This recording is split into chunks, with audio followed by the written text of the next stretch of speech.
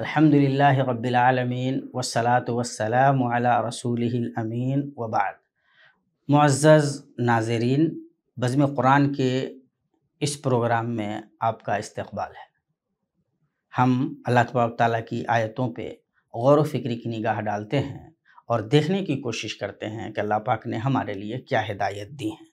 آئیے سورہ تکویر پہ غور و فکر کی نگاہ ڈالتے ہیں۔ اس مکی صورت میں اللہ تبارک و تعالیٰ نے بنیادی طور پہ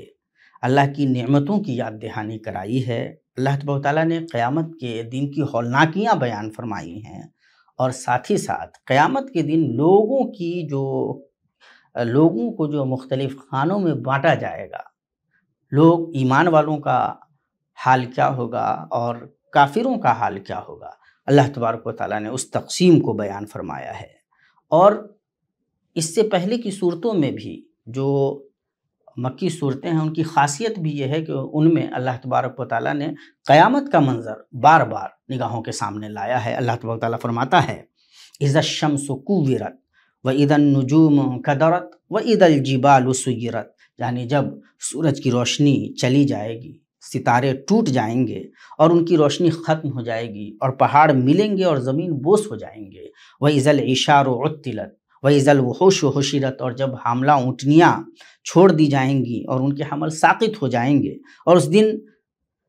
عظیم دن کے لیے وحشی جانوروں کو جمع کیا جائے گا، وَإِذَا الْبِحَارُ سُجِّرَتْ، اور جب سمندر آگ کے شعلوں میں تبدیل کر دیے جائیں گے۔ حساب اور جزا کے لیے اللہ تبارک و تعالیٰ لوگوں کو اکٹھا کرے گا، اور جب اکٹھا کرے گا ان ساری کیفیات پہ نگاہ رکھیے اور اس کے بعد غور کیجئے۔ وَإِذَا النُّفُوسُ زُوِّجَتْ، یعنی ہر مشابہ اپنے مشابہ سے قریب ہوگا، کافر کافر کے ساتھ اور مومن مومن کے ساتھ ہوگا، یہ صورتحال ہوگی۔ وَإِذَا الْمَوْءُودَةُ سُئِلَتْ بِأَيِّ ذَنبٍ قُتِلَتْ، یعنی زندہ درگور کی گئی بچی سے پوچھا جائے گا تمہیں کس جرم کے بدلے قتل کیا گیا تھا، اس کے قاتل پر انکار کرنے اور اس سے قصاص لینے کے لیے، اس سے قصاص جو لیا جائے گا اس پہ متنبہ کرنے کے لیے، اور اس جرم کی شناعت کو بیان کرنے کے لیے اللہ تبارک و تعالیٰ نے یہ خاص اسلوب اپنایا ہے کہ اس بچی سے جس کو زندہ درگور کر دیا گیا تھا، اس سے پوچھا گیا تھا کہ آخر تمہیں کس جرم میں تمہیں یہ سزا دی گئی تھی، تمہیں قتل کر دیا گیا تھا۔ اس سے سمجھا جا سکتا ہے کہ اس قاتل نے، جس نے یہ گھناؤنا فعل انجام دیا، اس کے ساتھ کیا ہونے والا ہے، اس کی پکڑ کیسی سخت اور مضبوط ہونے والی ہے، اس کی طرف دراصل اللہ تبارک و تعالیٰ ہماری توجہ مبذول کرا رہا ہے۔ وَإِذَا الصُّحُفُ نُشِرَتْ، پھر بندوں کے نامہ اعمال اڑیں گے اور ہر کوئی اپنا نامہ اعمال دیکھ لے گا تاکہ اس پہ مطلع ہو کہ اس کے نامہ اعمال میں کیا کچھ لکھا ہوا ہے۔ وَإِذَا السَّمَاءُ كُشِطَتْ وَإِذَا الْجَحِيمُ سُعِرَتْ وَإِذَا الْجَنَّةُ أُزْلِفَتْ عَلِمَتْ نَفْسٌ مَّا أَحْضَرَتْ، صورتحال یہ ہوگی کہ پھر آسمان کو ہٹا دیا جائے گا، اپنی زمین سے، اپنی جگہ سے اسے اکھاڑ دیا جائے گا، اور جہنم کی آگ بھڑکائی جائے گی، کفار اس میں ڈالے جائیں گے، اور جنت کو مومنوں سے قریب کر دیا جائے گا۔ یعنی ایک طرف اہل جہنم کے ساتھ کیا ہونے جا رہا ہے اور ایمان والوں کے ساتھ کیا ہونے جا رہا ہے، وہ ساری کیفیت اللہ تبارک و تعالیٰ بیان فرما رہا ہے۔ اور ساتھ ہی ساتھ اب اس کے بعد اللہ کے نبی صلی اللہ تعالیٰ علیہ وسلم اور جبریل امین علیہ الصلاۃ والسلام کی جو فضیلت اور جو مقام ہے، اللہ تبارک و تعالیٰ نے ان کو بھی بیان کیا ہے کہ یہ جو اللہ پاک کا کلام ہے، اس کلام کو نبی صلی اللہ تعالیٰ علیہ وسلم تک پہنچانے کے معاملے میں حضرت جبریل امین علیہ الصلاۃ والسلام نے کسی قسم کی کوئی خیانت نہیں کی ہے، جیسے اللہ پاک نے دیا ہے ویسے پہنچایا ہے، اور پھر رسول پاک صلی اللہ تعالیٰ علیہ وسلم نے اس پیغام کو لوگوں تک ہو پہنچایا ہے۔ اللہ تبارک و تعالیٰ فرماتا ہے فَلَا أُقْسِمُ بِالْخُنَّسِ الْجَوَارِ الْكُنَّسِ، یعنی ان ستاروں کی قسم کھاتا ہوں جن کی روشنی دن میں چھپ جاتی ہے اور اپنی منزلوں میں چھپتے چھپتے چلتے ہیں، وَاللَّيْلِ إِذَا عَسْعَسَ وَالصُّبْحِ إِذَا تَنَفَّسَ، اور میں قسم کھاتا ہوں رات کی جب اس کی تاریکی آنے لگے اور صبح کی جب اس کی روشنی ظاہر ہونے لگے، اس بات پر کہ رسول اللہ صلی اللہ علیہ وسلم اس خبر میں سچے ہیں کہ جبریل امین علیہ الصلاۃ والسلام کے واسطے سے ان پر قرآن کریم نازل ہوا ہے۔ اس میں ان دونوں حضرات کی، رسول پاک صلی اللہ تعالیٰ علیہ وسلم کی بھی اور حضرت جبریل امین علیہ الصلاۃ والسلام کی بھی فضیلت ہے۔ انہ لقول رسول کریم ذی قوت عند ذی العرش مکین مطاعن ثم امین، یہ معزز رسول جبریل کا قول ہے جو ان فرامین کو نافذ کرنے میں طاقتور ہیں جو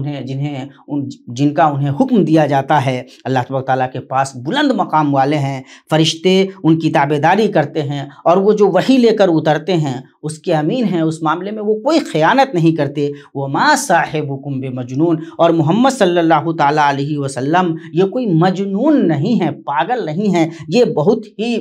سنجیدہ اور نہایت عظیم الشان اخلاق و کردار کے انسان ہیں، تمہارے درمیان رہتے ہیں، ان پہ جب تم اس طرح کی کوئی بات کرتے ہو تو تم اپنی نادانی کا ثبوت دیتے ہو۔ وَلَقَدْ رَآهُ بِالْأُفْقِ الْمُبِينِ وَمَا هُوَ عَلَى الْغَيْبِ بِضَنِينٍ، نبی صلی اللہ تعالیٰ علیہ وسلم نے جبریل امین علیہ السلام کو دیکھا ہے، ان سے وحی لی اور اسے بغیر کسی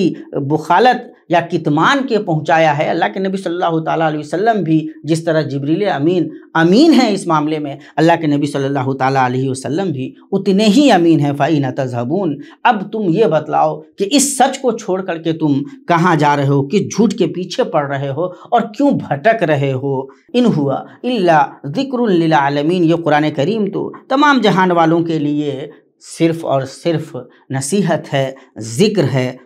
خصوصاً لمن شاء منکم من یستقیم، تم میں سے جو چاہے وہ راہ ہدایت کو پا سکتا ہے، اس پہ چل سکتا ہے۔ وما تشاؤون الا ان یشاء اللہ رب العالمین، لیکن یہ بات ذہن میں رکھنا کہ تمہارے ہی چاہنے سے نہیں ہوگا، چاہت تمہاری تب کام کرے گی جب اللہ تبارک و تعالیٰ کی بھی منشا ہو۔ اسی لیے انسان کو ہمیشہ اللہ پاک سے توفیق طلب کرنی چاہیے اور ہمیشہ یہ دعا کرنی چاہیے کہ اے اللہ ہمیں حق و ہدایت پہ ثابت قدم رکھ۔ یہ سمجھنا بہت ضروری ہے کہ یہ کائنات اللہ تبارک و تعالیٰ کی ہے، تو فائنل ڈیسیزن جو ہے، فیصلہ، وہ اللہ تبارک و تعالیٰ کا ہونا ہے۔ جو چاہت اللہ پاک کی ہوگی، جو اللہ پاک چاہیں گے وہی ہونا ہے، اس کے سوا اور کچھ نہیں ہو سکتا۔ اس لیے ہمیں اللہ تبارک و تعالیٰ سے اپنے آپ کو جوڑ کر رکھنا چاہیے، اور یہیں سے یہ نقطہ بھی ذہن میں رکھیے کہ کسی بھی انسان کو کسی بھی قسم کا کوئی بھی تکبر زیب نہیں دیتا، اس لیے کہ جس انسان کی اپنی کوئی چاہت ہی کام نہ کر سکتی ہو اس کے اوپر تکبر بالکل بھی